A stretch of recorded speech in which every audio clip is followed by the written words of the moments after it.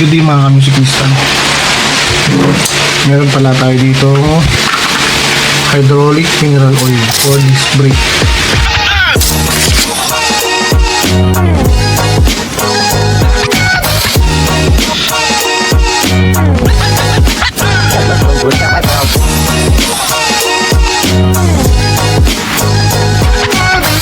So ito yung nilalagay ito sa mga brake set ng mga hydraulic brake set.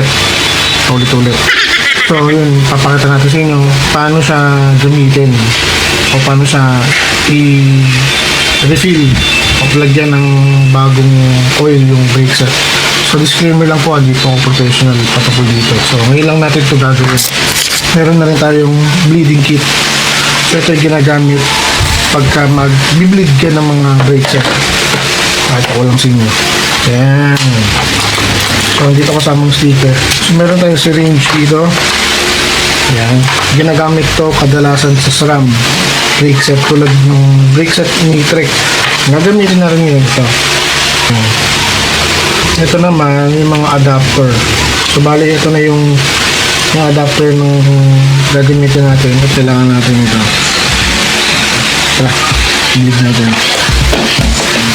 Ayan, ito na yung brake set ng ating kaibigan. RSX mineral oil. So dito natin lalagay yung oil. Actually, pagka may mountain bike ka at naka-hydraulic brake set ka, kailangan talaga dito ay mini-maintenance. Tulad nito, malalim na siya. Kaya pag pinaprero na siya sa lever niya, sobrang lalim na niya, sagad na. Sagad na yung parang puro parang wala nang kumakapit, parang gano'n, hindi na siya matigas. Ang lambot na ng lever. Tsaka, and then, itong lever niya, brake lever, niluwagan na natin yan para magalaw-galaw natin. Ayan, buksan na natin siya. Actually, dapat lang ka lang sa pagbukas nito kasi may tendency lumubwak yung oil. Yan, wala na siya, halos wala ng laman. Yan, ito yung pinaka takip niya. Yan. Pag ito ay tinanggal nyo, ingatan yung wala yung rubber. Ito yung pinaka rubber niya o yung o-ring kung tawagin. Kasi ito yung magiging stopper ng oil para hindi siya mag-leak, no? Para hindi siya mag-leak, ito yung magiging stopper. So dapat ito ingatan itong rubber kung mag-bleed kayo ng brake set.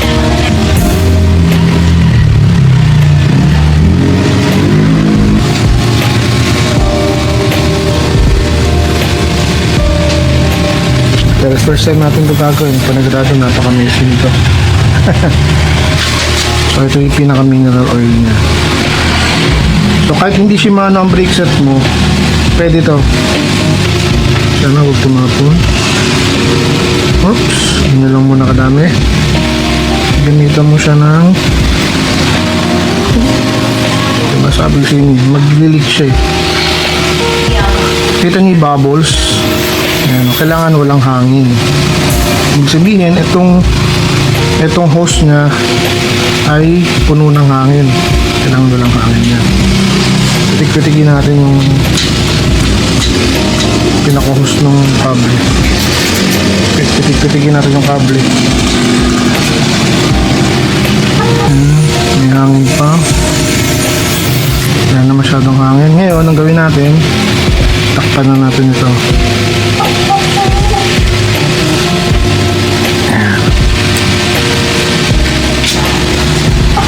Ngayon, dahan-dahan natin hihitin paalis.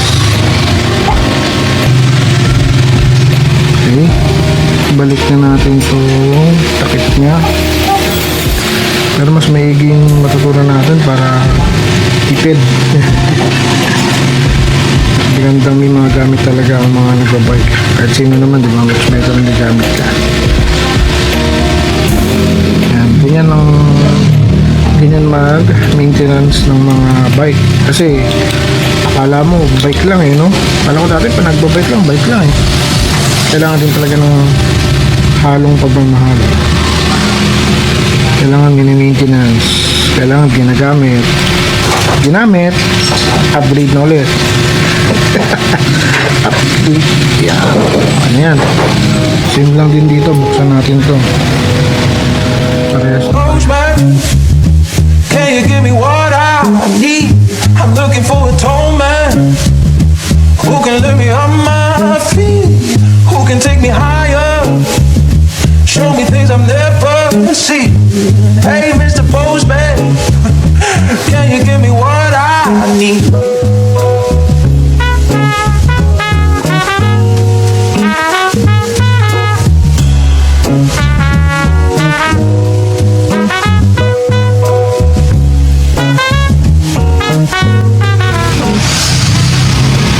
Na langis, punasan natin yan kasi corrosion, mamumuti yan dahil matapang minsan yung mga langis ng bike, tatanggal yung pintura. Linisin natin to ng sabon or joy para matanggal yung pinaka langis ng hindi makasira sa pintura. So gano'n lang kasimple mag maintenance ng bike. So bali ngayon, i-adjust ko na lang to, itong preno niya. So gano'n lang guys. So counting tips lang, no, pagka nagbabike ka or nagda-downhill ka, itong preno natin, di ba, nakaklam yan dito sa handlebar. Ayan, ito tornilyo yan. So yan, nakakalam yan, di ba? So ang gawin natin, dapat hindi masyado mahigpit yung pagkakatornilyo natin. Dapat ito pa na may konting play siya. May konting play lang, huwag naman sobrang luwag. Kasi pag nasa-set lang tayo, una nating natutukod itong handlebar sa sumusubsob. Para kung tumama man itong preno mo sa pader, sa sahig, sa lupa, o saan man, hindi mababali. Gagalaw pa rin siya, mag-move pa rin siya. Bagamat may gas-gas, hindi man bali, di ba? Hindi kagad gagastos. So, ganoon din kahit sa mga shifter. Tulad dito, nakatago naman yung shifter ng bike niya. Okay lang yan. Sa mahalaga ito. Kahit pa paano dapat may play siya. Huwag masyadong masikip kasi pag sobrang sikip niyan, sumimpla ka, sumabit ka sa mga makikipot na daan, sumabit ang preno mo, hindi natin masabi bali yan. Mababali itong pinaka kamay ng preno mo. May surprise dito sa bike na kaibigan ko eh. May surprise. Baba natin yung shifter. Ayan, yun. Nakaikot siya sa hub. Ayan o.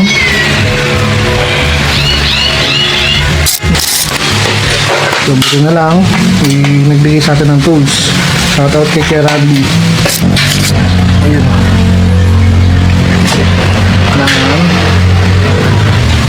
Yan lang ang makuha natin. Ayan. Pag nakuha natin yung sinulid na marami na yan, satisfying yan. Pakita natin. Yan yun. Satisfying yan. Talaga kasi ginagamit ang bike. Lagi nyo check ang inyong bike kahit di nyo ginagamit.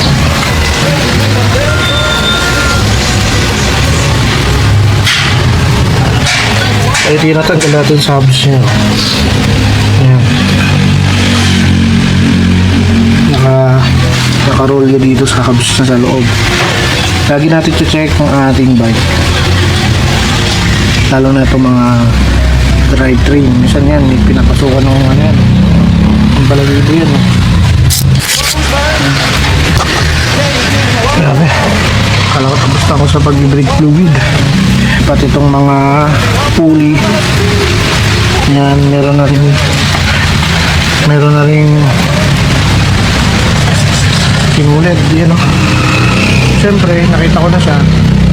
Tinanggal ko na. Kaya pala ang complaint niya, bakit pag pinapadyakan tong brake na to, matigas. Kasi nga, may mga nakarolyo na ano dito, sinulit. Hindi niya. Yan, mulan pa. Ito ang kita natin. Bakit? Postman, can you give me what I need? I'm looking for a tall man who can lift me up